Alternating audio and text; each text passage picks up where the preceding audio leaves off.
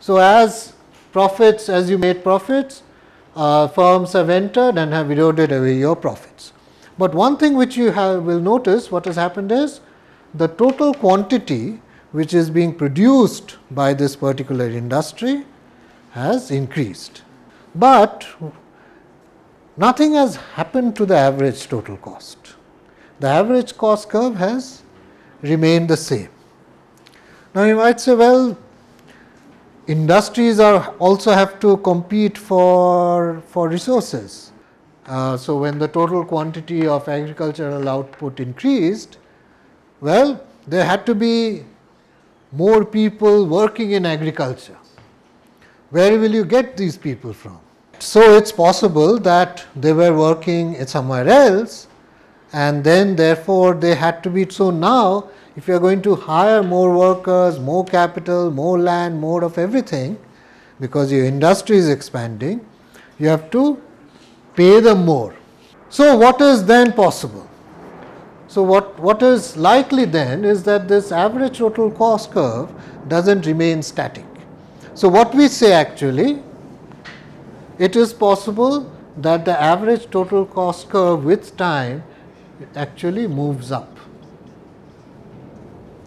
As the industry expands, it requires more and more resources. To get these resources, it needs to buy them from somewhere else, pay people more, and so consequently its average total cost increases. This need not always happen. So, this is an example of what we call an increasing cost industry.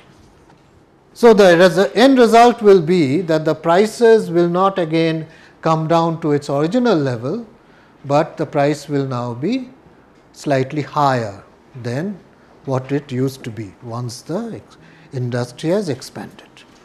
Okay. So, this is possible. Similarly, you might have a constant cost industry where this does not happen, and it could be that this particular industry, even though it is perfectly competitive, it is still small relative to the all the labor that is there. There are so many other businesses which, think about say the restaurant industry. The restaurant industry certainly, or the construction industry, it hires a lot of people, but if it were to expand, it may not necessarily find that its costs are going up, or at least its labor costs are going up. So, it depends from industry to industry. It does not mean that all industries, all competitive industries have this problem of their costs increasing as they increase in size. So, you might say, well, can there be a decreasing cost industry also then? Theoretically, yes, but it is kind of difficult to believe that one could exist. Often, of course, what happens is because of economies of scale, in the sense that there might be externalities. So, for instance, right now, say the solar power industry.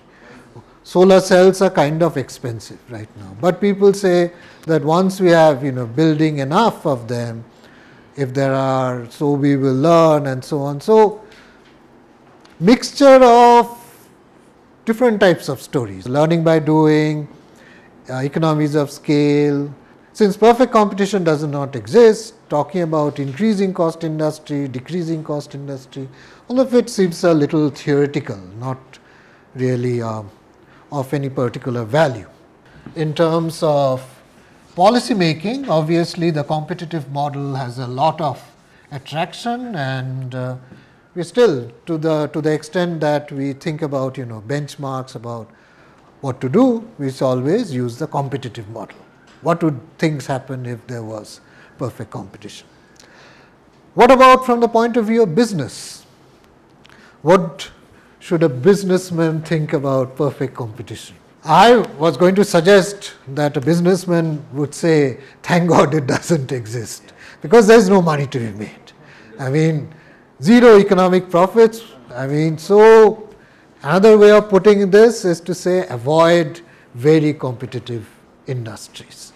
Difficult, but you can go a little further. You can say, okay, competition is to be avoided. Competitive industries generally means that you lose control over pricing. The more competitive it is, the more difficult it is to do anything with pricing. If prices are out of the picture, then what else can you do? Then the other thing which you then, competitive industries become almost cost competition, right? Since there is no price competition, then all you can do is compete in terms of costs. So if you are going to be in an industry which is very competitive, then be prepared to be very efficient, because if you aren't, you are not going to last very long.